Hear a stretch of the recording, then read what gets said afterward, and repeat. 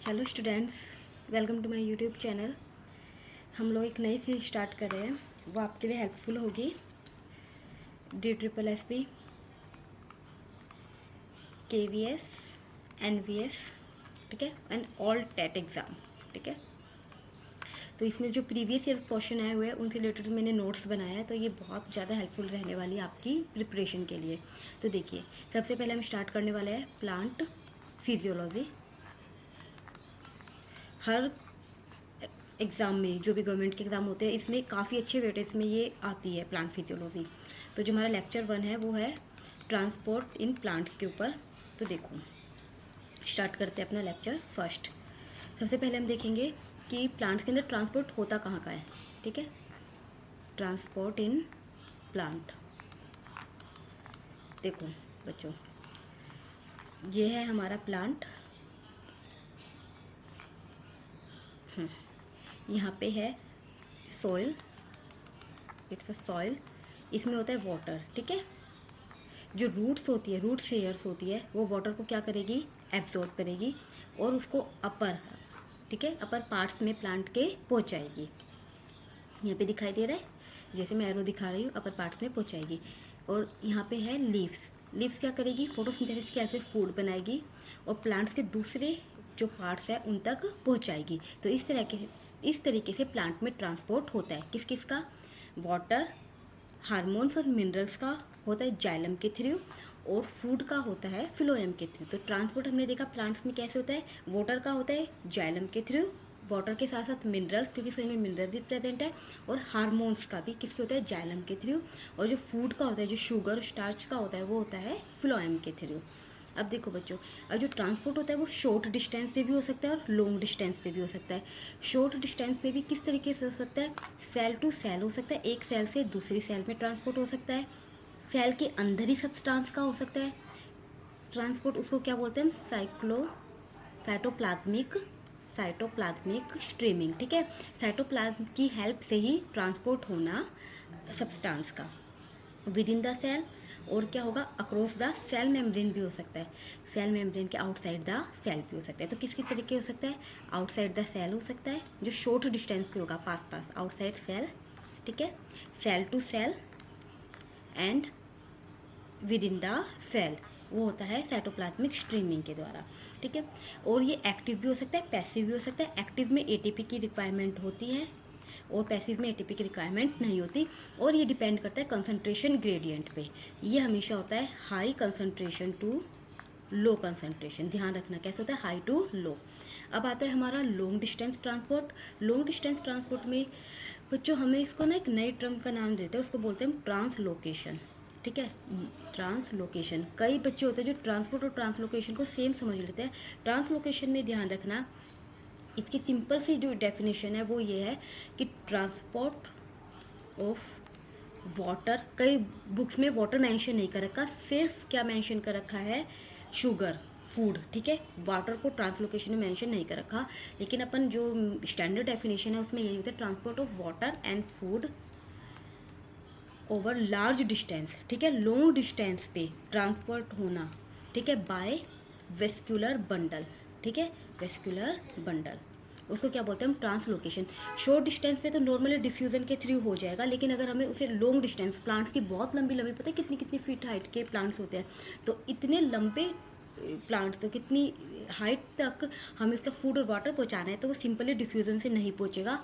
उसके लिए special plant के पास सिस्टम होता है, वो होता है वेस्क्यूलर बंडल, जिसकी हेल्प से जो फूड है वो ट्रांसपोर्ट होता है। और उसको हमने एक स्पेशल नाम दे दिया, उसका नाम होता है ट्रांसलोकेशन, ठीक है। वाटर और फूड का ट्रांसपोर्ट करवाना बहुत लॉन्ग डिस्टेंस पे with the help of vascular bundle is called translocation. तो इस पे क्वेश्चन आ सकते हैं, ध्यान रखना, ठीक है। वाटर और मिनरल का ट्रांसपोर्ट कैसे होता है, जाइलम के थ्रू, एंड फूड का होता है फ्लोएम के थ्रू। दोनों को कलेक्टिवली हम क्या बोलते हैं, वेस्क्यूलर बंडल, और ये बल्क और बहुत ज़्यादा अमाउंट में फ्लो होता है। अब हम देखेंगे हमारा एक्टिव एंड पैसिव ट्रांसपोर्ट क्या होता है।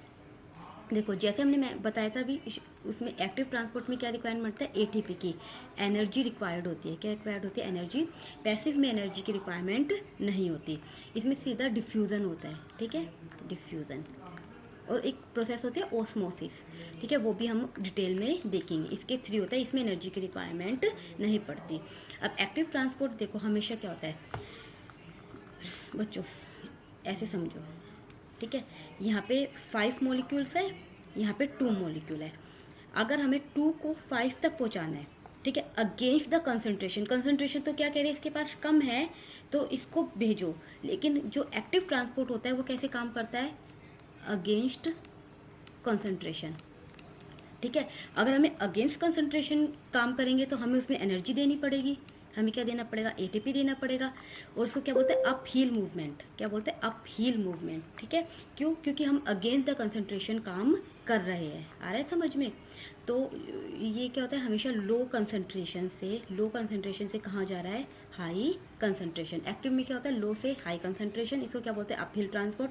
अच्छा ये बताओ, आपको सीढ़ी चढ़ने में ज़्यादा एनर्जी लगती है या उतरने में, ठीक है, कैसे लगती है, चढ़ने में ज़्यादा लगती है जब अपन चढ़ते हैं, अपहिल मूवमेंट करते हैं, तो वहाँ पे यूँ समझ लो, इसे याद रखना, अपहिल मूवमेंट में एटीपी की रिक्वायरमेंट पड़ती है। ये एक्टिव ट्रांसपोर्ट भी हो सकता है और सेकेंडरी, प्राइमरी भी हो सकता है और सेकेंडरी भी हो सकता है। ये इसमें स्पेसिफिक में सारा उल्टा है।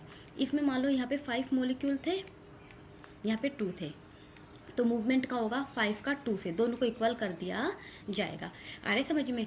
तो इसमें क्या होता है, हाई से लो कंसंट्रेशन की तरफ मूवमेंट होता है, movement of molecule from high to low concentration. तो इसको क्या बोलते हैं अपन, डाउन हिल मूवमेंट, ठीक है, डाउन हिल मूवमेंट, ओके। और अगेंस्ट की जगह क्या आ जाएगा, अलोंग द कंसंट्रेशन ग्रेडियंट। तो सारे जो डेफिनेशन है वो ध्यान में रखना, और इसके अंदर एटीपी की रिक्वायरमेंट नहीं पड़ती। ये सारे पॉइंट्स यहाँ पे मैंने मेंशन कर दिए। 2 टाइप के होते हैं, ऑस्मोसिस और डिफ्यूजन, ये अभी हम देखेंगे। पहले एक्टिव ट्रांसपोर्ट को डिटेल में देखेंगे, फिर पैसिव के दोनों टाइप देखेंगे। अब देखो एक्टिव को हम डिटेल में देखते हैं। अब देखो बच्चों, एक्टिव में क्या होता है कि ये हमारी प्लाज्मा मेम्ब्रेन, ठीक है, ये क्या है, हमारी प्लाज्मा मेम्ब्रेन, ये है हमारा इनर साइटोप्लाज्मिक फ्लूइड, और ये हमारा एक्स्ट्रा सेलुलर फ्लूइड, ठीक है। ये हमारा साइटोप्लाज्म का फ्लूइड है, जो हमारे सेल के अंदर फ्लूइड है उसको बोलते हैं साइटोप्लाज्म, और ये सेल के बाहर फ्लूइड है। और ये जो है हमारी है, ये हमारी है प्लाज्मा मेम्ब्रेन, दिखाई दे रही है इस तरह से, सॉरी ये गलत बन गया, देखो ये हमारी प्लाज्मा मेम्ब्रेन। इनमें क्या होता है बच्चों कि स्पेशल एक,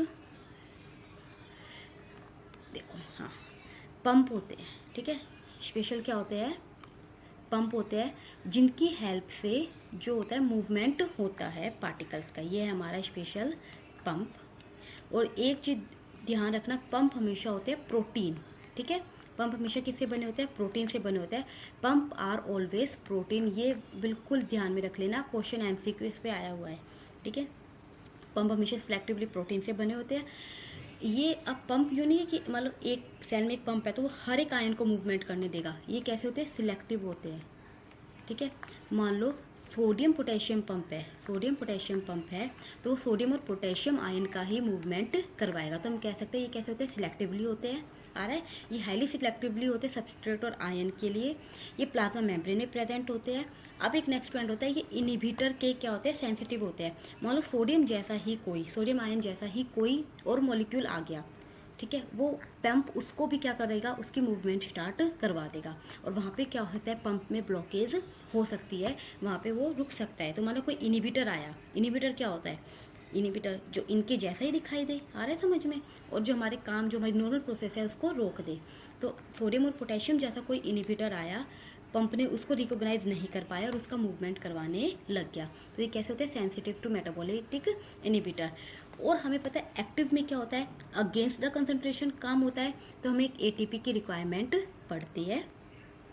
और इसमें सैचुरेशन भी होता है। सैचुरेशन क्या होता है बच्चों, देखो मान लो यहाँ पे कितने पंप है, 5 पंप है, और मॉलिक्यूल है 10 मॉलिक्यूल, ठीक है। अब लेकिन ये 5 पंप पे तो 5 मॉलिक्यूल लग गए। अब ये पॉइंट क्या आ गया, सैचुरेशन पॉइंट आ गया। आ,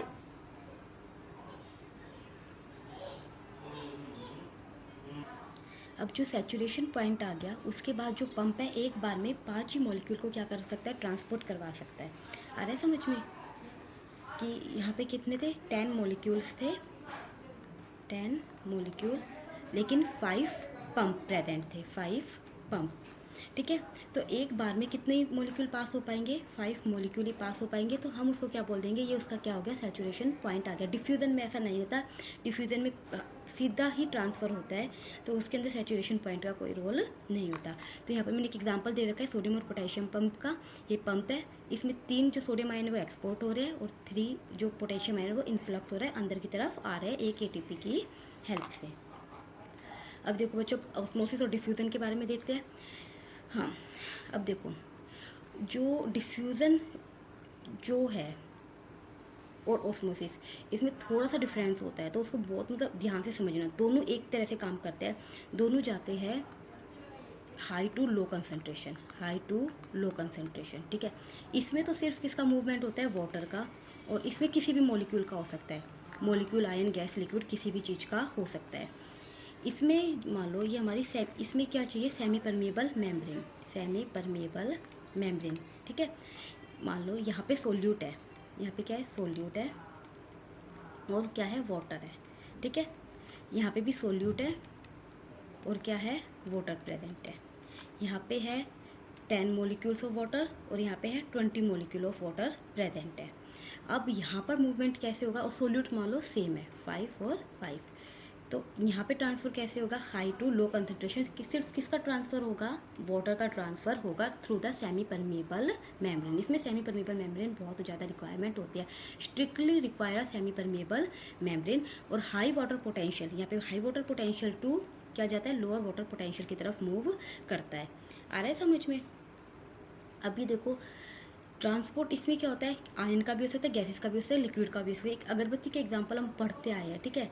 अगरबत्ती में क्या होता है, हम उसको जलाते हैं, थोड़ी देर बाद धुआं सारी जगह फैल जाती है, क्यों, पहले तो अगरबत्ती के मॉलिक्यूल की जो कंसनट्रेशन होती है वो अगरबत्ती के पास ज़्यादा होती है, ठीक है, हाई होती है, और हमारी एयर में कम होती है, रूम में कम होती है।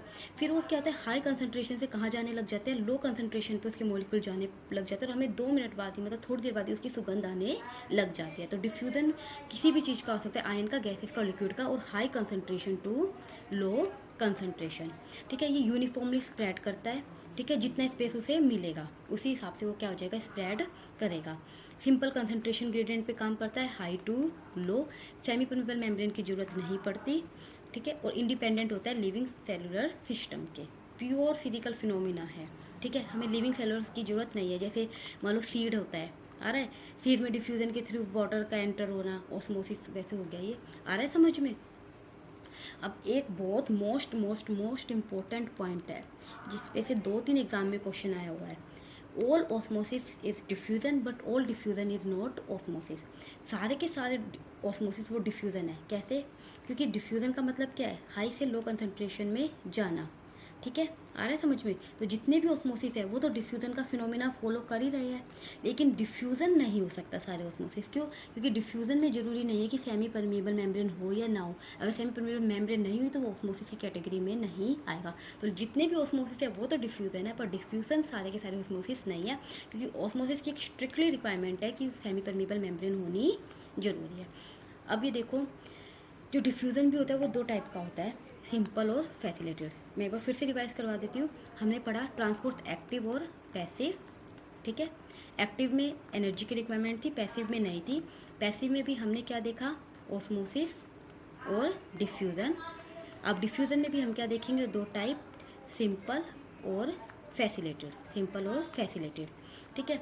इसके अंदर कैरियर प्रोटीन की ज़रूरत नहीं पड़ती। फैसिलेटेड में जो सेमी परमेबल मेम्ब्रेन है उसमें कैसा होगा, कैरियर प्रोटीन होगा। क्या होगा, कैरियर प्रोटीन, वो ही क्या करवाएगा, मॉलिक्यूल का ट्रांसपोर्ट करवाएगा, उसको क्या बोलते हैं, कैरियर प्रोटीन और चैनल। इसके अंदर डायरेक्टली क्या हो जाएगा, मॉलिक्यूल का ट्रांसफ़र हो जाएगा। आ रहा है समझ में।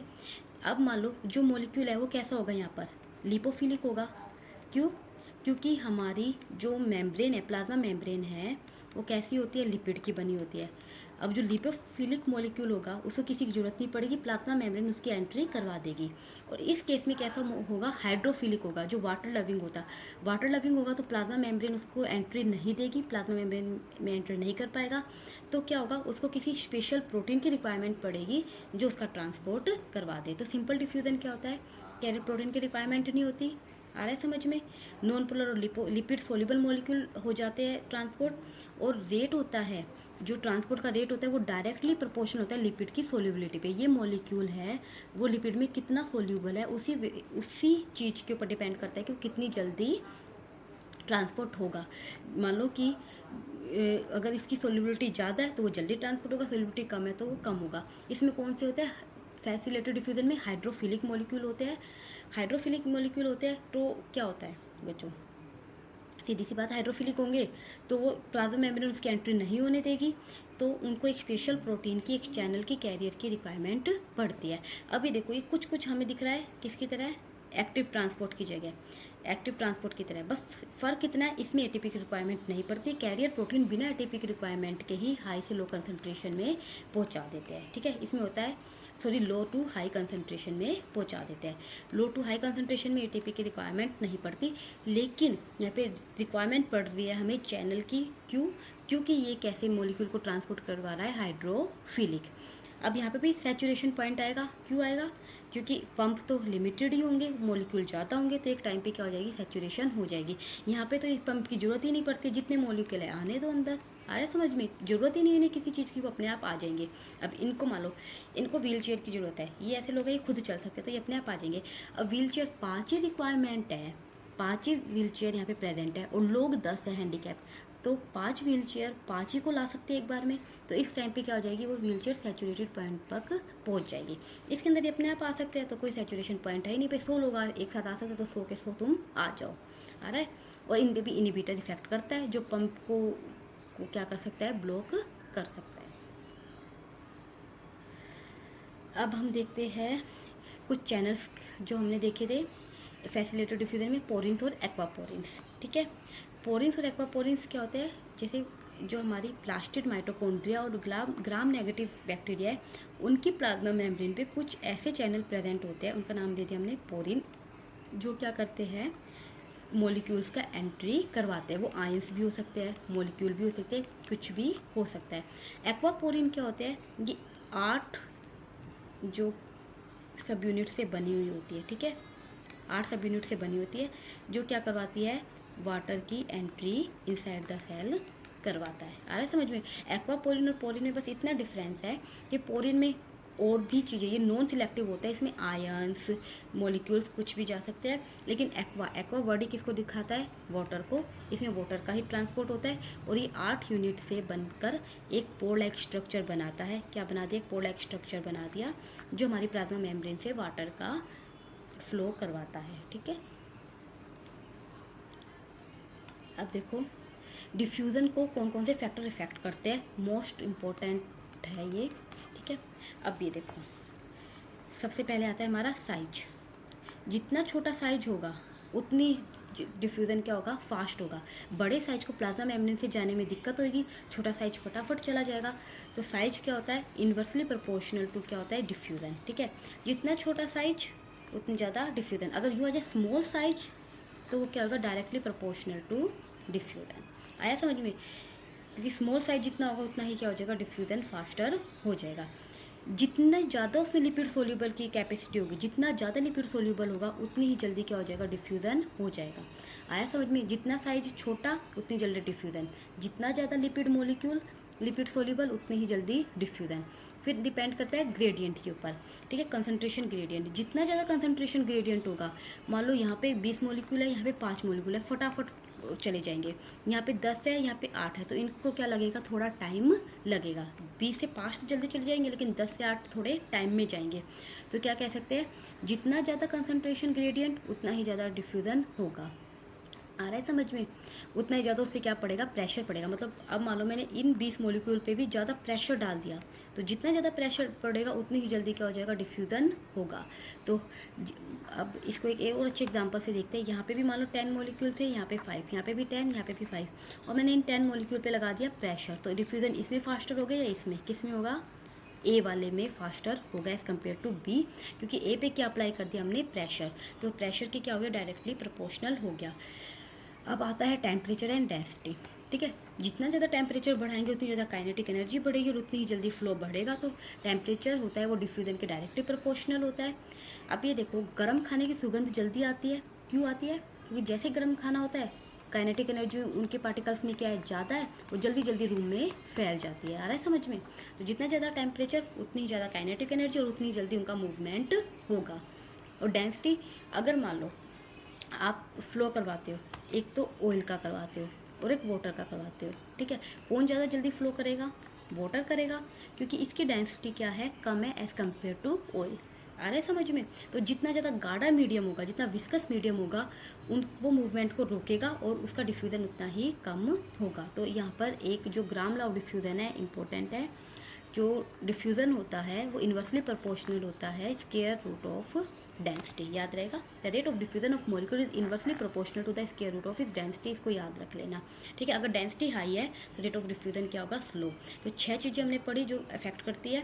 साइज, जितना छोटा साइज उतनी जल्दी डिफ्यूजन। नेचर, लिपिड सोल्यूबल जल्दी ट्रांसपोर्ट होगा। ग्रेडियंट हाई, जितना ज़्यादा कंसंट्रेशन ग्रेडियंट होगा उतनी जल्दी डिफ्यूजन फास्टर होगा। फिर हम देखते हैं फिजिकल प्रेशर, जितना हम पर प्रेशर डालेंगे उतनी जल्दी डिफ्यूज़न फास्टर होगा। जितना टेम्परेचर बढ़ाएंगे उतनी जल्दी डिफ्यूज़न फास्टर होगा, क्योंकि काइनेटिक एनर्जी बढ़ जाएगी। और डेंसिटी, ज़्यादा गाढ़ा मीडियम, जितनी ज़्यादा डेंसिटी उतना ही स्लो डिफ्यूज़न, ठीक है। अब देखते हैं हम डायरेक्शनल ट्रांसपोर्ट मोटिव। कुछ हम देखते हैं कि जो ट्रांसपोर्ट, जो मॉलिक्यूल का ट्रांसपोर्ट होता है उसको हमने 3 कैटेगरी में डिवाइड कर दिया, ठीक है। यूनिपोर्ट मेन है, यूनिपोर्ट और को ट्रांसपोर्ट। फिर को ट्रांसपोर्ट के 2 पार्ट है, एंटीपोर्ट और सिम्पोर्ट। कई बुक्स में आपको 3 टाइप ऐसे मिलेंगे, यूनिपोर्ट, एंटीपोर्ट और सिम्पोर्ट, ठीक है। यूनिपोर्ट में क्या होता है, यूनि नाम से एक पता चल रहा है, एक बार में सिर्फ एक ही मॉलिक्यूल का ट्रांसफर हो रहा है, ठीक है। जैसे जिसका एक एग्जांपल है कैल्शियम यूनिपोर्ट सार्कोप्लाज्मिक रेटिकुलम। जो हमारी सार्कोप्लाज्मिक रेटिकुलम है उसमें जो कैल्शियम का ट्रांसफर होता है वो किसके एग्जांपल है, कि यूनिपोर्ट का। यूनि मतलब 1, एक बार में एक मॉलिक्यूल का हो रहा है। को ट्रांसपोर्ट, जिसमें 2 मॉलिक्यूल का या 2 से ज़्यादा, ठीक है, मोर देन 1, एक से ज़्यादा मॉलिक्यूल का ट्रांसपोर्ट हो रहा है, तो उसमें हम क्या बोल देंगे, को ट्रांसपोर्ट। को ट्रांसपोर्ट में क्या हो सकता है, वो एक ही डायरेक्शन में भी मूवमेंट हो सकता है। आ रहा है समझ में? एक ही डायरेक्शन में भी हो सकता है और उनका मूवमेंट हो सकता है वो अलग डायरेक्शन में भी हो सकता है, एक अंदर जा रहा है और एक बाहर जा रहा है। तो इसका एक एग्जांपल, बहुत फेमस एग्जांपल है सोडियम पोटेशियम पंप, ठीक है, एंटीपोर्ट का। इसमें हमने देखा था ना, सोडियम का तो क्या हो रहा है, इफ्लक्स, सोडियम बाहर आ रहा है और पोटेशियम क्या आ रहा है, अंदर आ रहा है। तो ये किसका एग्जांपल हो गया, एंटीपोर्ट का।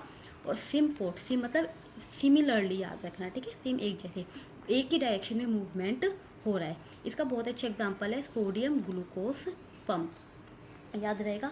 तो ट्रांसपोर्ट 3 कैटेगरी में, यूनिपोर्ट और एंटीपोर्ट और सिम्पोर्ट। यूनिपोर्ट में सिर्फ एक ही मॉलिक्यूल का ट्रांसपोर्ट हो रहा है एक बार में, यहाँ पे दिखा रखा है ए मॉलिक्यूल, ठीक है। एंटीपोर्ट में एक अंदर जा रहा है एक बाहर जा रहा है, जैसे सोडियम का बाहर जा रहे हैं 3 सोडियम आयन और 2 पोटेशियम आयन अंदर आ रहे हैं। और सिम्पोर्ट में दोनों एक ही डायरेक्शन में मूव करे, वो आउटसाइड भी हो सकता है और इनसाइड भी हो सकता है। इसके एक एग्जाम्पल है सोडियम और ग्लूकोज पंप। अब देखो हम सारा देख लेते हैं कि सबका जो डिफरेंस है, एक पूरी टेबल बनाई हुई है, उससे आपका सारा रिवाइज हो जाएगा। सिंपल डिफ्यूज़न, फैसिलिटेटेड डिफ्यूज़न और एक्टिव डिफ्यूज़न, ये दोनों डिफ्यूज़न के टाइप है, ठीक है। डिफ्यूज़न के 2 टाइप है, सिंपल और फैसिलिटेटेड, और ये एक्टिव।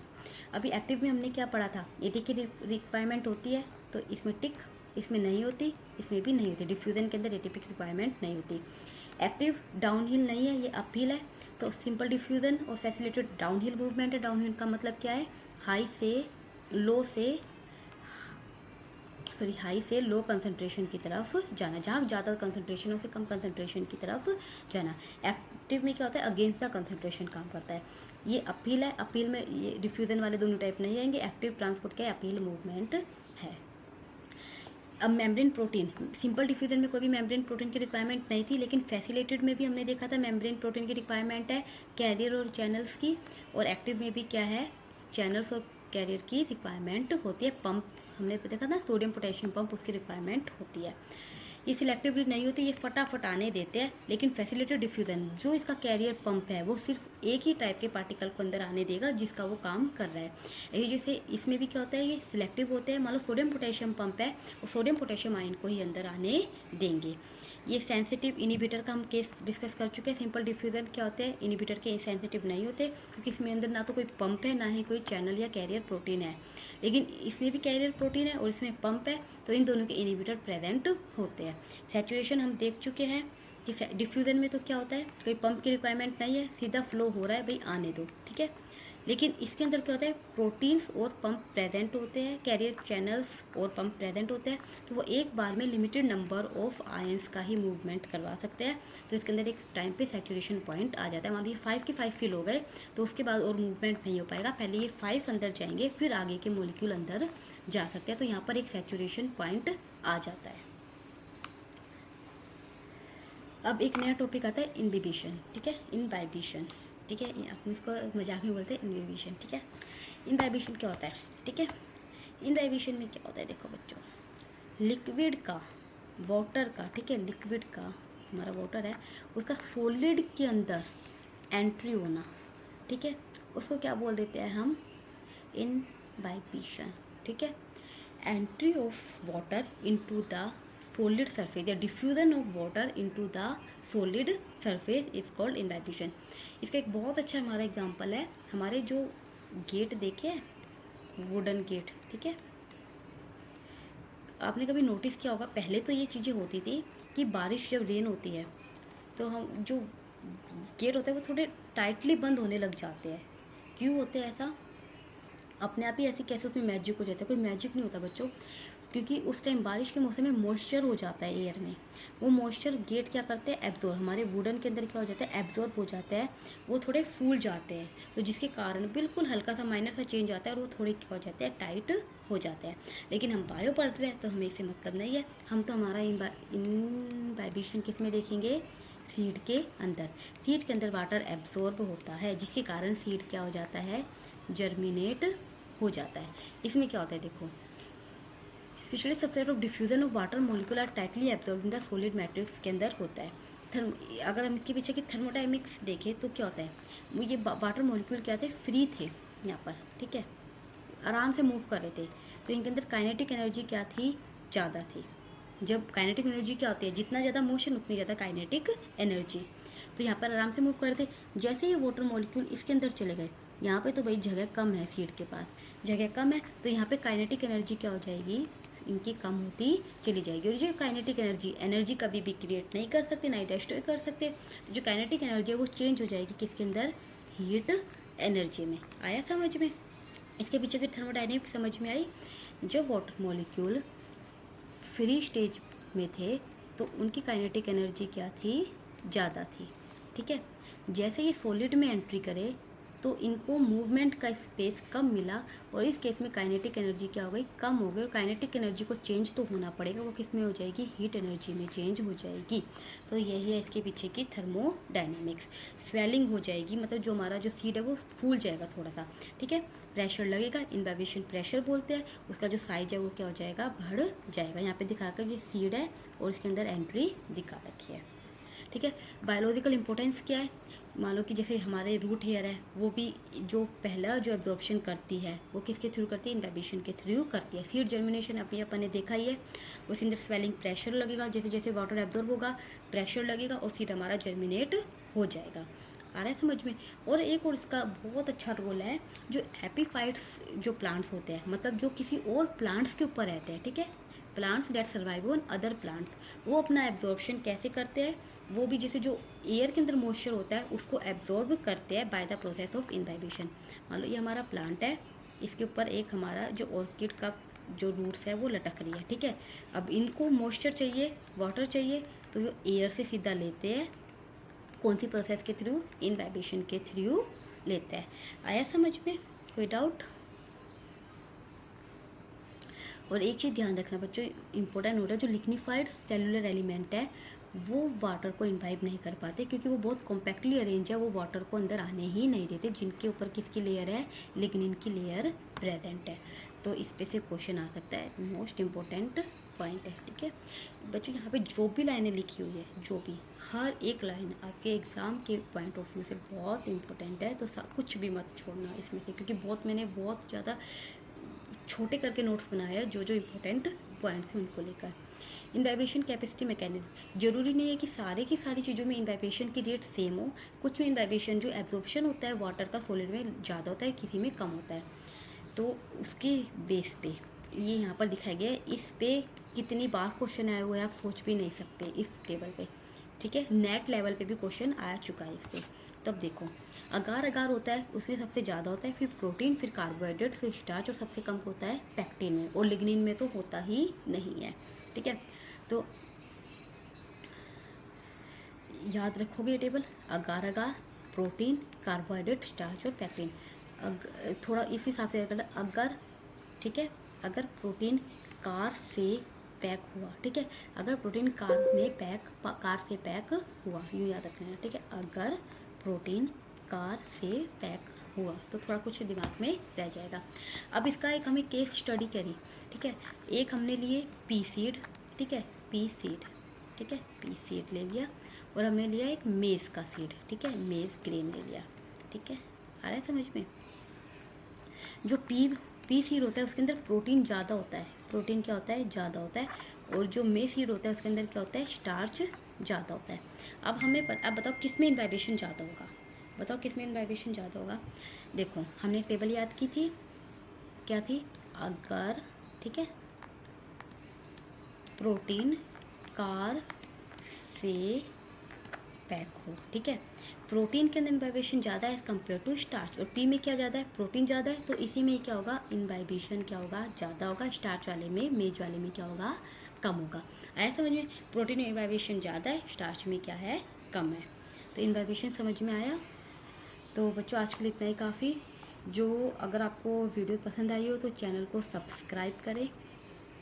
डेली आपके लिए नई नई वीडियो आती रहेगी, डेली आपको एक टॉपिक करवाते जाएंगे, जिससे आपकी DSSS की तैयारी बहुत अच्छे से हो जाएगी, और ये NVS KVS के एग्ज़ाम के लिए भी हेल्पफुल है। और जो भी आप गवर्नमेंट का एग्ज़ाम दोगे बायोलॉजी से रिलेटेड, उसमें आपके सारे क्वेश्चन सॉल्व हो जाएंगे अगर आप इस सीरीज़ को फॉलो करते हो तो। ठीक है, अगर आपको नोट्स चाहिए तो कमेंट करें, I will provide you PDF। Thank you.